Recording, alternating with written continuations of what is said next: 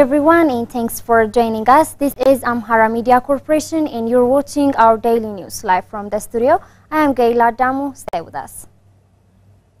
President Sahle-Work Zewde has praised the departing head of the International Organization for Migration office in Ethiopia and representative to the African Union, Maureen Aking, for her dedication and honesty while fulfilling her mandates. President Sahle-Work Zewde received in her office and held talk with the departing head of the International Organization for Migration office in Ethiopia and representative to the African Union, Maureen Aking, after more than 6 years in the country. The President expressed her sincere gratitude to Aking for her achievements, hard work, dedication and honesty while fulfilling her mandates. She added that more should be done now, more than ever, to enhance the role and influence of African member countries of the United Nations.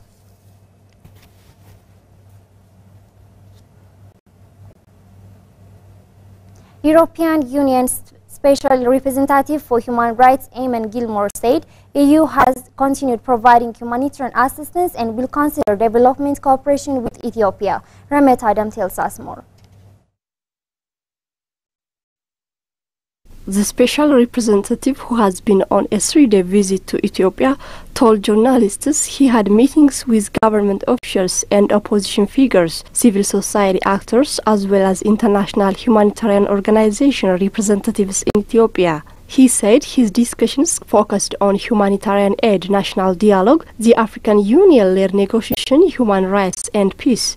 According to Gilmore, it is important that the national dialogue is inclusive. He said, I have also emphasized from my experience that the involvement of women in negotiation and peace-building process is essential. Asked about European Union humanitarian assistance and development cooperation with Ethiopia, the special representative said that all the humanitarian assistance the European Union were providing has not been stopped.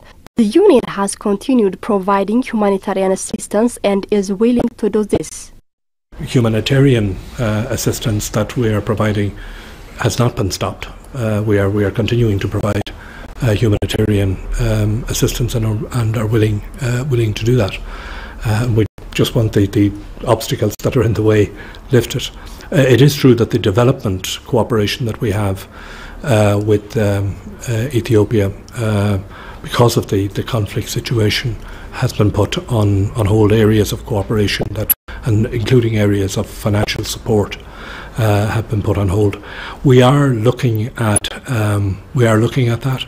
He further revealed that Foreign Ministers' Council of European Union will have a meeting in June and they will look at the situation in Ethiopia and look at the whole issue of the engagement. We will have a meeting of the foreign ministers of the 27 member states who meet as the Foreign Affairs Council of the European Union. And they will have a meeting in June where they will look at the situation in Ethiopia and will look at the whole issue of re-engagement and how that might be done. The report that I will provide to the High Representative arising from this visit will form part of that discussion.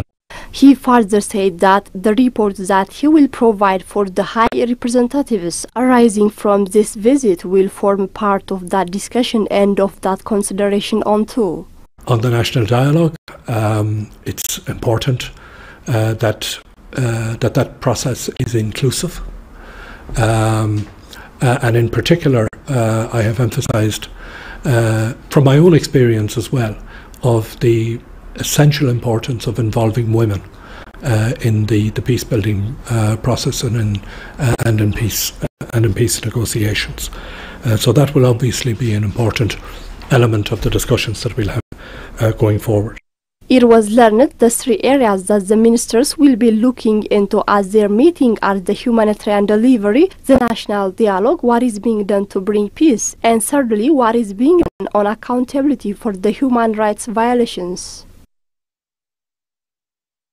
Deputy Prime Minister and Foreign Minister AMECO had a meeting with Eamon Gilmore, EU Special Representative for Human Rights. Brown Workana reports. The discussion between the two sides covered accountability measures for human rights abuses, accessibility to human supply, and steps taken to ensure enduring peace in Ethiopia, according to the Ministry of Foreign Affairs. In this regard, the Deputy Prime Minister mentioned the encouraging peace-building measures of the government, including the declaration of the unilateral humanitarian ceasefire, the indefinite humanitarian truce, the release of political figures from prison, and the establishment of National Dialogue Commission. Unfortunately, he said the laudable peace initiatives of the federal government of Ethiopia could not be met with equal commitment and determination from the TPLF side. He said the international community should put maximum pressure on the group before its warmongering and belligerent attitude destroys lives and property. The government has also been actively engaging in facilitating unfettered access to humanitarian partners to Tigray, he said, further calling on the international community to extend support for conflict-affected people in Amhara and Afar region. The European Union Special Representative for Human Rights, Imongli Mori, on his part appreciated the revitalization relationships between the Union and Ethiopia. Following the declaration of the humanitarian truce, accessibility to humanitarian operators has significantly improved, he said, stressing that all stakeholders should play their role to ensure adequate humanitarian supply to the needy. He added accountability measures for human rights abuses in the conflict and prosecution of perpetrators should be expedited. The African Union Advisory Board on Corruption has assumed the use of its new name called African Union Advisory Board Against Corruption. Johannes Lujalan presents the story. According to the African Union press release today, the new name was adopted by Assembly of Heads of States and Governments at the African Summit in February 2022. The announcement of the assumption of the new name was made at the ongoing African Union Advisory Board on Corruption 40th Ordinary Session, convened on the 16th to 20th May 2022, to deliberate on steering the strategic directions of the board to enhance and fight against corruption on the continent. Strengthening mutually beneficial and win-win strategic partnership, furthering the engagement with regional economic communities, reviewing the status of fight against corruption on the continent through review of reports of member states, deliberations on the amendments in the African Union Convention on Preventing and Combating Corruption, and consideration of the roadmap of sensitization of the missions of the state parties planned for 2022 are focus of the board meeting. The African Union Advisory Board Corruption Executive Secretary Charity Chimane highlighted the importance of the session, which is one of the internal working methods of the board to take stock of the implementation of various decisions taken in the previous session, as well as to agree on a new decision in various agenda items. She observed that the implementation of various decisions by the Secretariat is what drives for the achievements of the mandate of the board. Chimani added that she is optimistic that the deliberation of this session will go along the way, impacting positively the promotion of transparency, integrity on the continent. The African Union Advisory Board on Corruption has been playing a key role in promoting and encouraging the adoption of measures and actions by state parties to the African Union Convention on Preventing and Combating Corruption to prevent, detect, punish, eradicate corruption and related offences in Africa. As of May 2022, some 47 countries have ratified the convention and are state party to it. Somalia's Institute for Federalism in Security Analysis Chairperson Professor Sonkor Gairi said the newly elected President of Somalia is expected to further enhance the long-standing relationship and cooperation between Somalia and Ethiopia for the benefit of the people in the two countries and the peace-building efforts in the region. Ramet Adam has the details. Somalia's parliament elected Hassan Sheikh Mohamud as president on Monday. After his election, the president vowed to work on a stable politics that leads Somalia to agreement and the world to agreement. Professor Sonkor Gairi of Institute for Federalism and Security Analysis told to INA from Mogadishu yesterday that Ethiopia is a very important country to Somalia in terms of several aspects, including security, trade and development. Ethiopia is a very important country for Somalia in terms of trade, market and security, of course. And that's exactly the policy behind a common vision, a shared vision, security vision, a shared security, a shared development plan, a vision. So this is, and to build that foundation, of course, it cannot come overnight, but the work have been started, and they have to develop, and they have to reach where it is irreversible.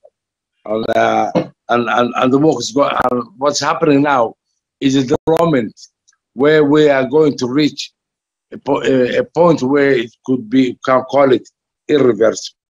He said the relationship of the two countries is long-standing and smooth, that has still been moving ahead to a better level with common vision, adding that the newly elected president of Somalia has the skill and experience to further continue this relationship. The chairperson also expressed hope that the new president and his government will strive to bring a lasting peace and stability in Somalia by conducting political reconciliation. The peaceful conduct of election in Somalia is a great achievement not only for the Somalis alone, but also to further ensuring peace and stability in the region. According to the professor, President Mohamud has been campaigning on the platform of promoting peace and stability not only in Somalia, but in the Horn of Africa and beyond, underlining the fact that countries in the Horn of Africa have no other better alternative than integration and cooperation, as the region is rich with abundant resources vital for development to improve the lives of the people in the region. The slogan of the president in this campaign was Somalia, peace with itself and peace with the world. And when we say with the world, starting with the region. So we're expecting that he will put forward what existed and cement and solidify the initiatives that are currently in the Horn of Africa, in the region, where Horn of Africa have recognized that it needs to live in peace with itself and with the rest of the world at the same time. So Somalia, peace with itself and with the region, and the Horn of Africa, peace with itself and with international people. Professor Gere stressed the need for the Horn of Africa countries to look for a policy where comparative advantages exist rather than focusing on competitive advantages. It is to be recalled that Ethiopia has been one of the African countries that have been providing support for peace-building efforts in Somalia. And I hope that, and I see and I expect that the whole region will come up one time in a one policy where this region needs to move forward. We are close to 2 million people, and resource, market, purchasing power, a very rich in human resource. So only we need the leadership, the vision of a leadership that unifies the common agenda of development rather than looking to compete to each other. We need to go to a policy where a comparative advantage must be respected rather than being in a competitive advantage. This is Amhara Media Corporation, Amhara TV News, and now let's take a look at the foreign exchange rate and karat rate.